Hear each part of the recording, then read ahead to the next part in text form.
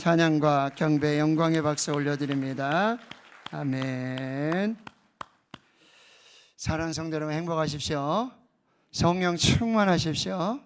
하나님 우리 아버지와 우리 구주 예수 그리스도로부터 은혜와 평강이 있기를 주님의 이름으로 축원합니다. 아멘.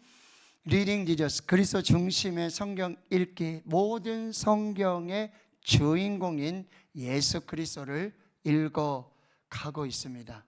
시편 1편에서 37편을 함께 읽었습니다. 이제 38편부터 또 이번 주 읽기가 시작이 되는데, 시편은 하나님께서 이 시라고 하는 문학 장르를 통해서 하나님께서 찾아오시고 말씀하시고 축복하시는 사랑의 편지라는 말씀을 드렸어요. 시편을 읽을 때 하나님께서 우리를 향하여 들려주시는 사랑의 세레나데로, 사랑의 노래로 듣는다면 우리 심령에 놀라운 하나님의 사랑이 역사할 줄을 믿습니다. 오늘 시편 42편은 시편 제2권의 첫 번째 시편입니다. 그리고 이 시편에는 이 지은이가 나오고요, 또 어떤 배경과 역사와 상황 속에서 이 시편이 기록됐다라고 하는 표제어가 나옵니다. 시편 42편은 고라 자손의 마스길, 이 고라 자손이 쓴 마스길 교훈의 시입니다. 인도자를 따라 부르는 노래라고 기록되어 있습니다. 고라 자손은 고라 족속의 후손들입니다. 고라 자손은 출애굽의 과정 속에 하나님의 종 모세의 지도력의 반기를 들었다가 하나님께서 땅을 가르시는 심판을 내리셔서 모든 족속이 땅 속에 침몰되어지는 심판을 받았습니다. 이런 불명예스러운 역사를 지닌 그 후손들이 다윗의 시대에 이스라엘의 건국을 도우면서 하나님의 성전과 성소에서 하나님을 섬기고 예배를 섬기는 자들로 세움을 받게 되어집니다. 그들은 포로 이후에도 가장 먼저 하나님께로 돌아와서 성전의 재건축과 예배의 회복을 위해서 힘썼던 자손들이 되어집니다. 자, 오늘 시편 42편은 이렇게 고라 자손의 마스길이라고 기록되어 있지만, 많은 성경 신학자들은 이것은 다윗이 쓴 시편으로, 다윗이 그의 통치기에 아들 압살롬의 반역으로 예루살렘을 빼앗기고 성전을 떠나서 광야로 도망을 치며 피신했던 그곳에서의 삶을 노래한 시편을 고라 자손들이 살펴서 편집해서 기록한 것이라고 이해하고 있습니다. 자, 오늘 성전이 아니라, 성소가 아니라 광야에 피난하고 있는, 하루살이 인생을 살고 있는, 고난과 고독과 아픔과 상처의 시간들을 보내고 있는 이 다윗과 고라 자손은 어떤 심정입니까? 사슴이 시냇물을 찾기에 갈급한 같이 내 영혼이 하나님을 찾기에 갈급하나이다. 예배를 잃어버렸어요. 예배 장소를 잃어버렸어요. 우리가 코로나 팬데믹이 시작되면서 예배하고 싶어도 예배할 수가 없어요. 성전에 나와도 성전문이 닫혀서 예배할 수 없는, 정말 우리가 눈물로 탄식하며 성전의 회복과 예배의 회복과 하나님을 갈망하는 그 믿음들이 있었다라고 하는 것이죠.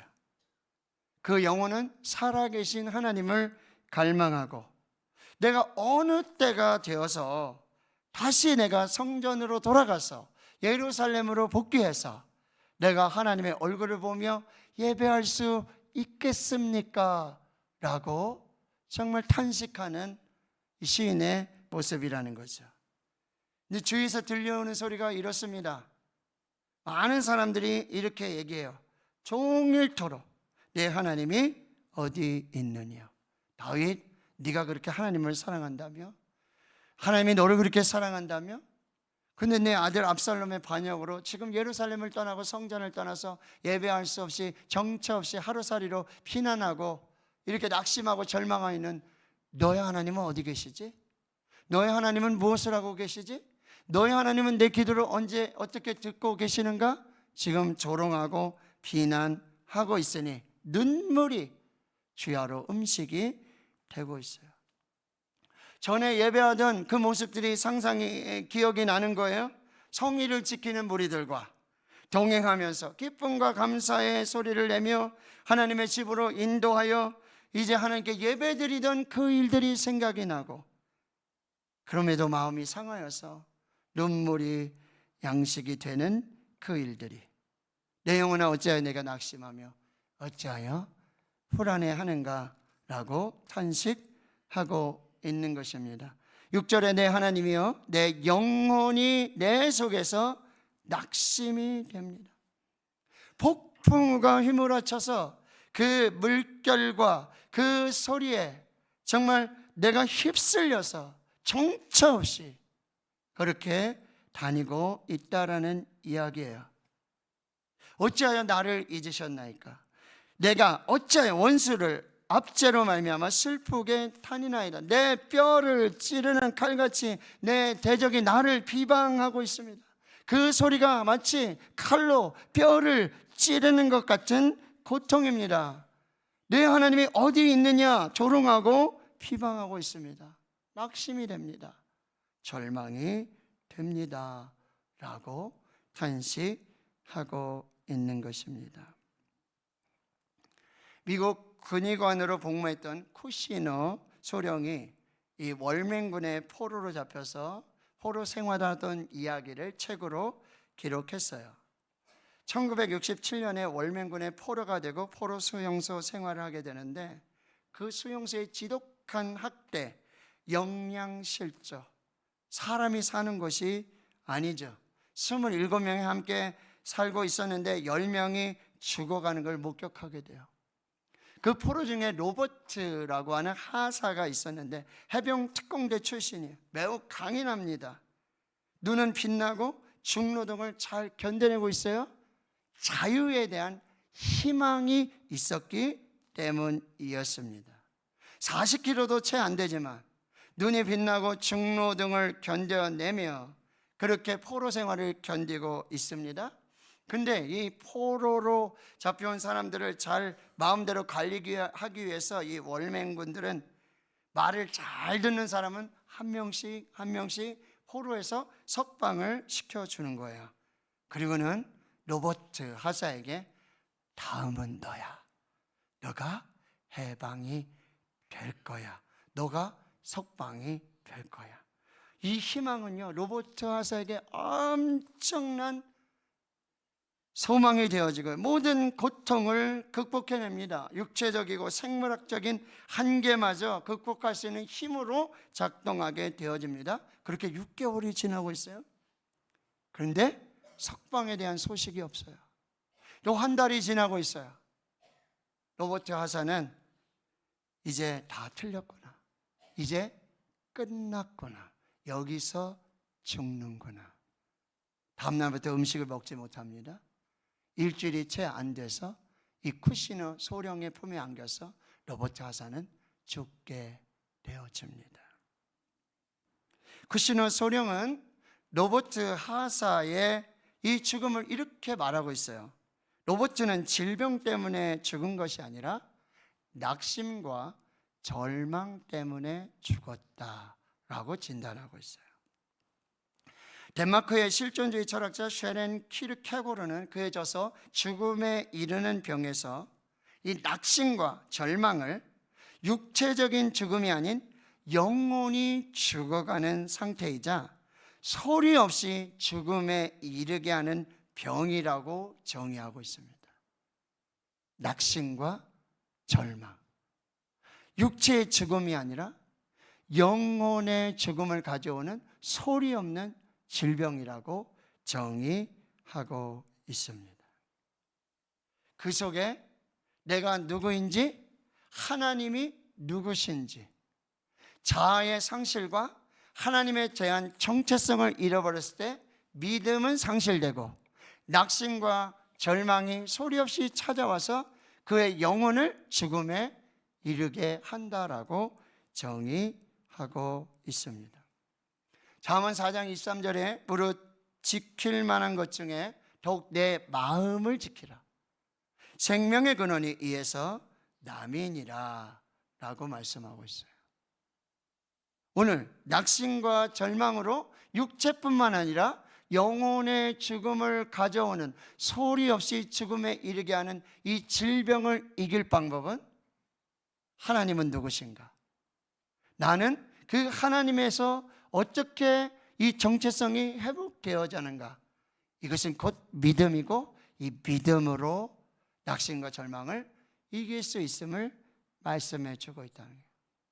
첫 번째 믿음은 하나님, 곧 살아 계시는 하나님을 갈망하는 믿음입니다. 마치 사슴이 시냇물을 찾기에 갈급한 같이 사슴이 목이 말라요. 물을 마셔야 돼요. 그러면요 죽기를 각오하고 생명을 담보로 해서 지금 마실 물을 찾아 나서야 한다라고 하는 거예요. 우리의 영혼이 낙심이 되고 절망이 될 때 죽기를 각오하고 살아 계시는 하나님을 찾아 나서야 된다는 거예요. 하나님만이 생명의 근원이 되기 때문입니다. 마치 목마른 사슴이 시냇물을 찾기에 갈급한 같이 사마리아 수가성의 우물가의 여인이 그가 대낮에 목이 말라서 물을 구하러 나온 것이 아니라 그 영혼의 갈급함, 그 어느 것도 만족할 수 없고 그 어떤 것도 생명을 줄 수 없고 그 어떤 것도 소망이 없고 희망이 없고 죽음과 절망에 이르게 하는 그 절망 속에서 유일하신 구원자, 생명의 하나님 예수 그리스도를 찾아 나왔던 것처럼 우리 몸이 수분이 사라지면 물을 찾는 것이 본능인 것처럼 낙심과 절망의 현장에서 살아 계시는 하나님을 갈망하고 찾아야 한다라고 하는 거예요. 이 살아 계신 하나님이 바로 생명의 근원이시기 때문입니다. 내 백성이 두 가지 악을 행하였으나 곧 그들이 생수의 근원되는 나를 버린 것과 스스로 웅덩이를 판 것인데 그것은 물을 가두지 못할 터진 웅덩이들이니라. 이스라엘 백성들이 생수의 근원된 나를 버리고 그리고 생수를 찾고자 웅덩이를 파고 있지만 그 웅덩이는 터진 웅덩이일 수밖에 없다라고 말하고 있다라고 하는 거예요. 생수의 근원인 여호와를 버렸음을 지금 죄로 지목하고 있다는 거예요. 예수 그리스도는 초막절의 명절 끝날에 서서 외쳐 이르십니다. 누구든지 목마르거든 내게로 와서 마시라. 나를 믿는 자는 성경에 이른 것 같이 그 배에서 생수의 강이 흘러나오리라. 아멘. 오늘 생수의 근원 대신 믿는 자에게 생수의 강이 흘러나오도록 역사하시는 예수 그리스도를 갈망하는 살아계시는 하나님을 갈망하는 하나님을 찾는 자들이 되기를 주님의 이름으로 축원합니다. 두 번째는 생명의 하나님께 기도하는 믿음입니다. 8절입니다. 낮에는 여호와께서 그의 인자하심을 베푸시고 밤에는 그의 찬송이 내게 있어 생명의 하나님께 기도하리로다. 생명 되신 하나님께 기도하는 믿음이 우리의 낙심과 절망을 이겨낼 수 있다라고 하는 거예요. 왜요? 하나님은 기도를 들으시는 분이기 때문에. 시편 65편 2절에 기도를 들으시는 이여 모든 육체가 주께 나아오리로다. 예레미야 29장 12절 13절에 너는 내게 부르짖으며 내게 와서 기도하면 내가 너희들의 기도를 들을 것이요 너희가 온 마음으로 나를 구하면 나를 찾을 것이요 나를 만나리라. 옛날 번역에 너희가 전심으로 나를 찾고 찾으면 나를 만나리라. 할렐루야. 낙심과 절망 속에 우리는 전심으로 온 마음으로 기도를 들으시고 기도에 응답하시는 그 하나님께 나와서 하나님을 찾고 하나님께 부르짖는 믿음으로 낙심과 절망을 이겨야 한다라고 말하고 있어요.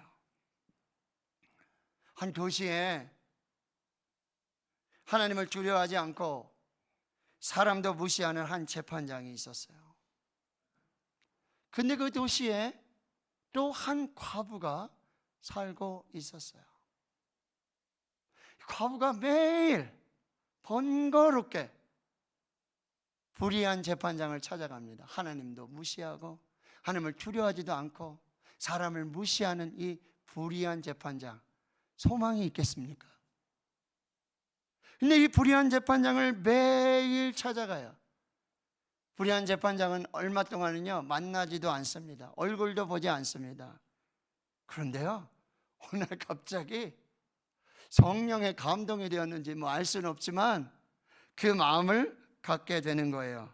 내가 하나님을 두려워하지 않고 사람을 무시하나 이 과부가 나를 번거롭게 하니 내가 그 원한을 풀어주리라. 그렇지 않으면 늘 와서 나를 괴롭게 하리라는 생각을 갖게 되어지는 거예요. 나는 하나님도 두려움 없어. 나는 하나님 없이도 살 수 있어. 나는 내가 내 힘대로 내 능력으로 살 수 있어. 내가 모든 걸 할 수 있어. 야, 근데 이 과부가 말이야 도대체 믿는 구석이 뭔지 이렇게 매일 찾아와서 나를 번거롭게 하니 내가 원한을 풀어줘야 되겠다. 다른 이유가 없어요. 귀찮아서, 번거로워서. 매일 과부가 오니까. 그래서 그 원한을 풀어주었다는 거예요. 예수님께서 말씀하시는 거죠. 불의한 재판장이 말한 것을 들으라. 하물며 하나님께서 그 밤낮 부르짖는 택하신 자들의 원한을 풀어주지 아니하시겠느냐. 아멘. 하나님은요 불의한 재판장이 아니세요. 하나님은 우리가 그렇게 끈질기게 찾아가서 애를 쓰고 그렇게 치맛자락을 붙잡아야지만 응답해 주시는 하나님이 아니에요. 너희가 악한 자라도 자식에게 좋은 것으로 줄 알거든 하물며 하늘에 계신 너희 아버지께서 구하는 자에게 좋은 것으로 주시지 않겠느냐. 할렐루야. 하나님 우리의 좋으신 아버지가 되십니다. 좋은 것을 주시는 선하신 하나님이 되십니다. 우리가 그렇게 번거롭게 하지 않더라도 하나님은 우리가 있어야 될 것을 아시고 구하고 찾고 두드리는 자에게 구하게 하시고 찾아지게 하시고 문을 열어 주시는 하나님의 축복을 주시는 줄을 믿습니다. 오래 참으시는 분이 아니에요. 그런데 예수님이 이렇게 말씀하시는 거예요. 인자가 올 때에 너에게 믿음을 보겠느냐. 어떤 믿음이에요? 하나님은 불의한 재판장이 아니시라 좋으신 아버지가 되시는 하나님이시고 하나님은 그렇게 번거롭게 해야만 들어주시는 하나님이 아니라 나를 사랑하시고 나의 필요를 아시고 형편을 아시고 하나님의 택하신 자들을 기도하는 자들의 기도에 응답하시는 좋으신 하나님이심을 믿는 믿음으로 항상 낙심하고 기도하고 낙심하지 말아야 될 것을 비유로 하신 말씀이 바로 이 재판장의 비유라는 거예요. 너희가 기도하다가 낙심하지 말아라. 너희가 기도하다가 절망하지 말아라. 너희가 기도하다가 하나님을 놓치지 말아라. 너희가 믿음으로 기도해라. 우리의 낙심과 절망은 믿음의 기도로 극복될 줄 믿습니다. 지금도 살아계시는 우리 연세대학교 철학가 김형석 교수님, 그분의 간증입니다. 6.25 한국 전쟁의 혼란 속에서 다 피란을 가죠. 그래서 대학교도 저 부산에 가서 연세대학교에서 신입생들을 받는 거예요. 입학고사를 치르는데 시험 다 치고 다 고사장 밖으로 나갔는데 김영석 교수님이 채점을 하면서 창밖을 내다보고 있는데 한 남루한 차림을 한 뭐 피난민이니까요. 그래도 공부하겠다고 온 거잖아요. 입학하겠다고. 근데 그 운동장에 서서 하나님께 기도를 하고 있는 거예요.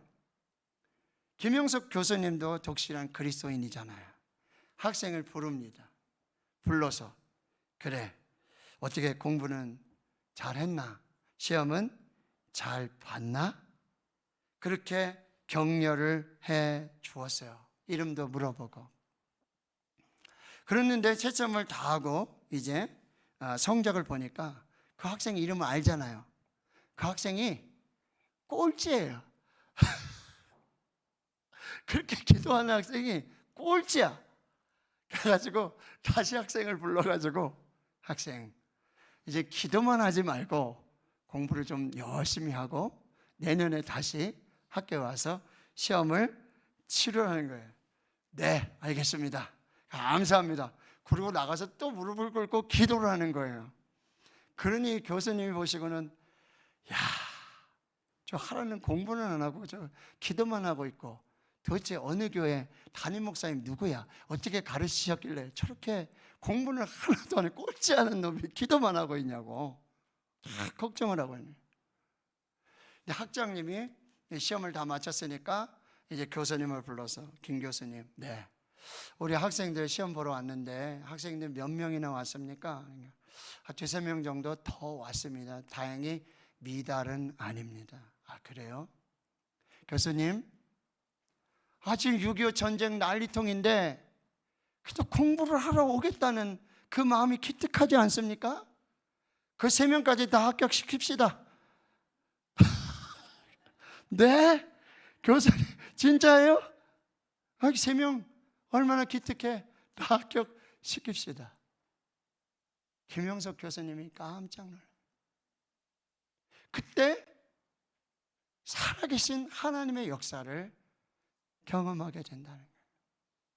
분명히 입학 이 성적을 올리신 것은 아니지만 하나님께서 입학 시험에 이걸 바꾸시면서까지 그 학생을 합격시켜 주신 하나님을 소망하고 생명의 하나님께 기도하는 그 학생의 믿음을 보시고 하나님이 역사해 주셨음을 그는 보게 됐고 그는 간증하고 있다라고 하는 거예요.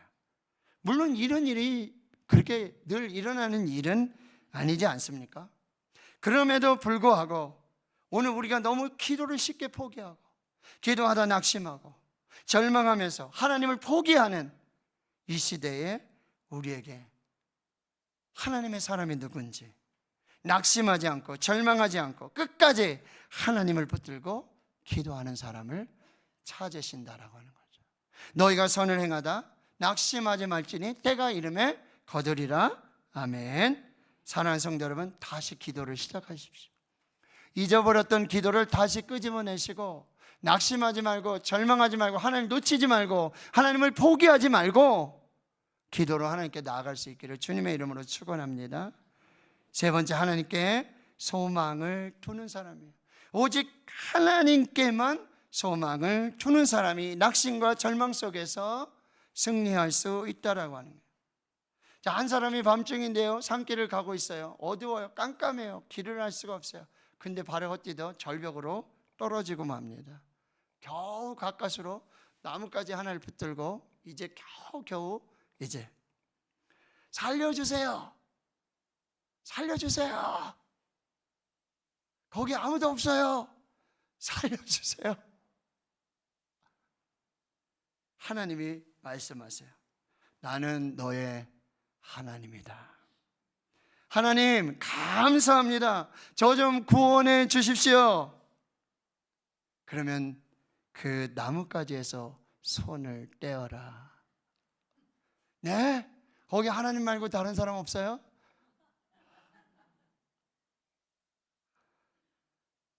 오직 하나님 한 분만을 소망하는 그 사람에게 하나님께서 구원의 역사를 주시는 거예요. 우리 하나님 믿는다 그러고 하나님을 소망한다 그러면서도 더 좋은 게 나오면 더 좋은 사람이 보이면, 더 좋은 형편이 되면 거기 귀를 쫑긋 세우고 거기에 줄 서고 그 줄을 잡으려고 하는 우리의 마음을 알 수 있다는 거예요. 야고보서는 뭐라고 얘기해요? 이거는 두 마음을 가진 자로 풍랑이 있는 바다에서 갈 바를 알지 못하는 사람이라고, 두 마음을 품은 사람이라고 말하고 있다라고 하는 거예요. 내 영혼아 내가 어찌하여 낙심하며 어찌하여 내 속에서 불안해하는가? 너는 하나님께 소망을 둬라. 여기 낙심이라는 단어가 영어 단어가요, 다운캐스트예요. 뭐야? 눈을 내리깔다, 아래만 보고 사는 거예요. 낙심하고 절망되니까 하늘을 볼 여가가 없어.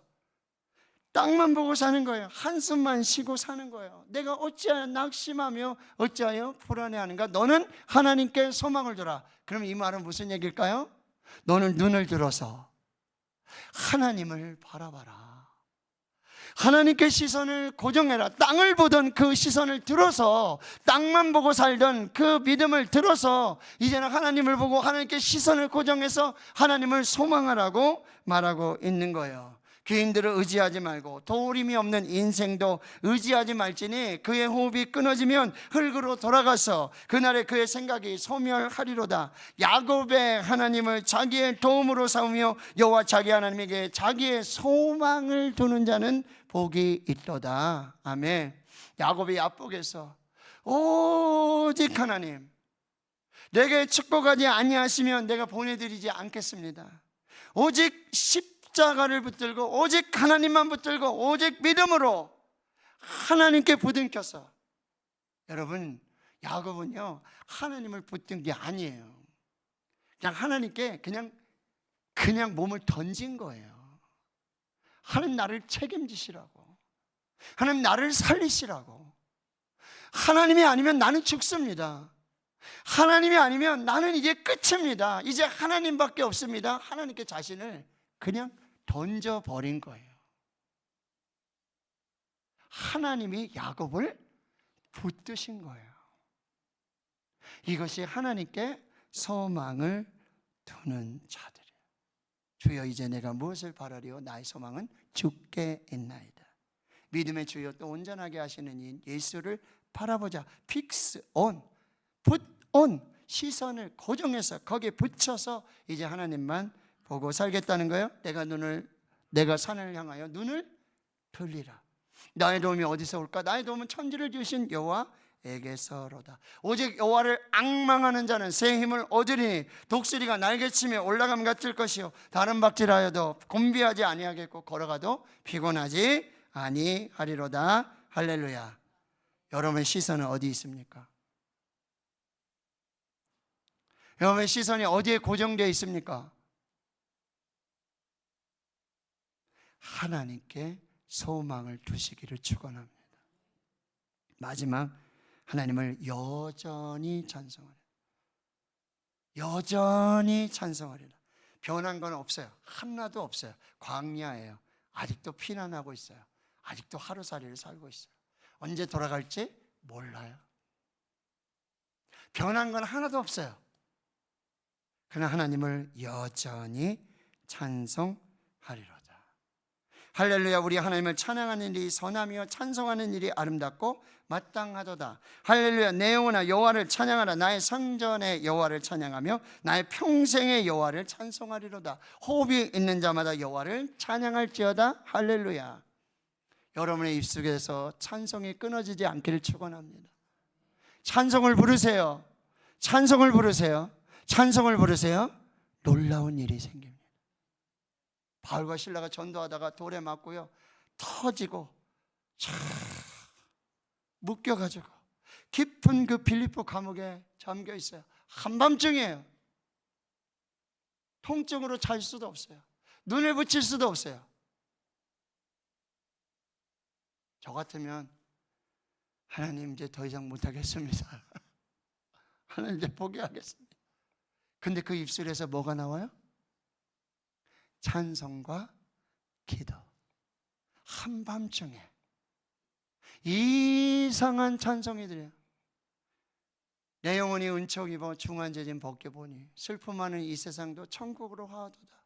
높은 산이 깊은 들이 초막이나 궁궐이나 감옥이나 내 주 예수 모신 것이 그 어디나 하늘나라.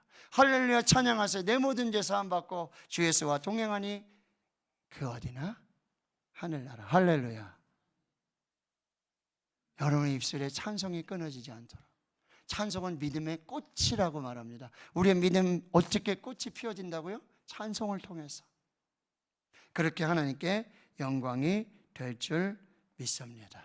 사랑하는 성도 여러분, 지금 절망의 한 복판에서, 낙심의 한 중앙에서, 광야에서, 성전을 떠나서 하나님이 계시지 않는 곳, 내 하나님이 어디 있느냐 조롱하고 비난하고 돌 던지고 말을 해도요 그 말이 칼로 내 뼈를 찌르는 연약함 중에 오늘 다시 한번 낙심과 절망을 이기시기를 주님의 이름으로 축원합니다.